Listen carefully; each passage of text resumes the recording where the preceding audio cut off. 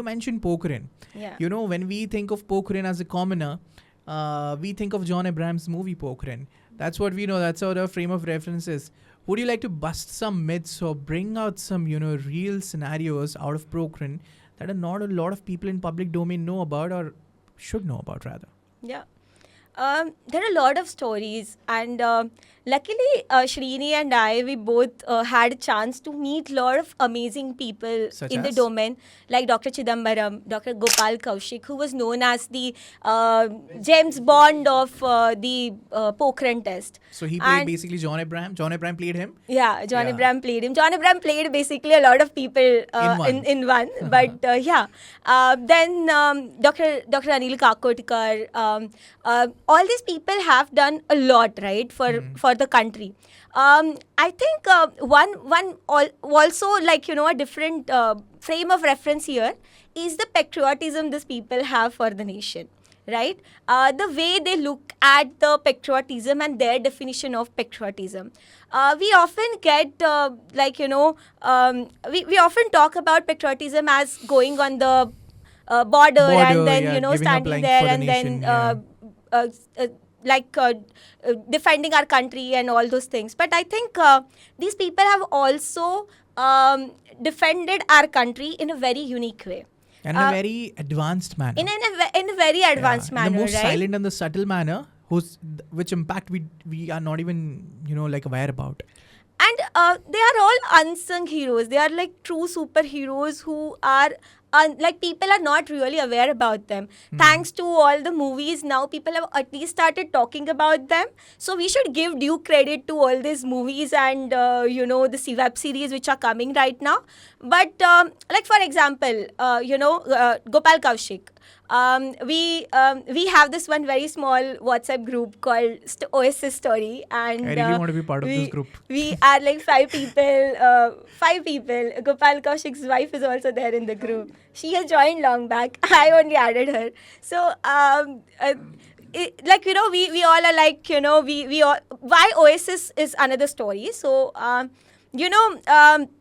there is one restaurant called Oasis, which is near BRC, okay? And they say all the BRC missions get launched there because a lot of BRC scientists meet there for lunch, dinner, breakfast, whatever. That's where the discussions happen. The discussions happen, right? So our first ever group meeting happened at Oasis, and in that restaurant we spoke about a lot of things, and Gopal uncle told us a very interesting story. So. Okay. Basically, he was part of the military, right? And Pokhran is not just a scientific mission, it was a combined mission where military also played a very important role. And after Pokhran 2, we spoke a lot about BARC and, the scientists there. They did get their credit, but I think military also should get that credit. And so when they planned Pokhran 2 and when they started, all this, all these scientists started going there. Few months prior, Gopal uncle came to know that they have to create shafts for the test. And only 3 people knew what are they doing. Who are the other 2 people? One is his boss and another person who was like working closely with him. Okay. Only 3 people knew about this. And no one else knew why are they doing this. What are they actually doing?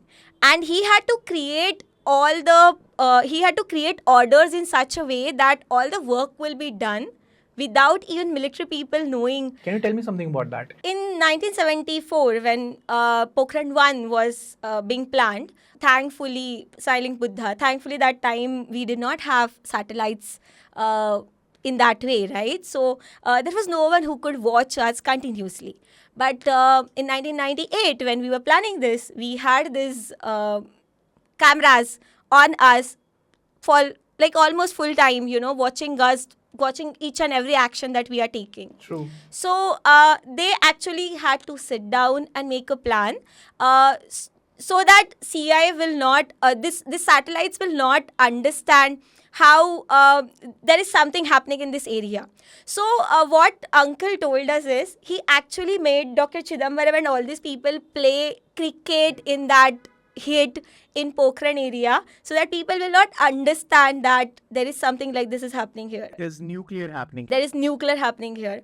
And even though they were getting like, they were thinking something is happening, but there was no strong evidences.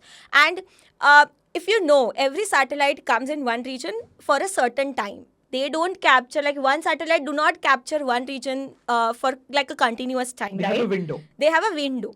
So this particular window, they identified this window, and then they realized when no satellite is in this area, we have to identify this time zones and we have to only work in this time spans.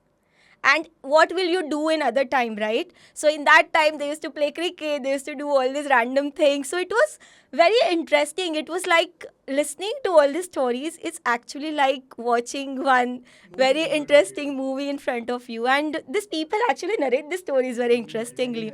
I remember when we were at Oasis and when he was narrating the story for the first time, he brought some chocolates for me, for all of us from Singapore. And there were few paints there. There was like a book there, and there were glasses and there were plates. He actually used all those things as a material and prompts, and he created the entire shaft and the entire site in front of us. So we could actually imagine what is happening in front of us, right? And what was happening then.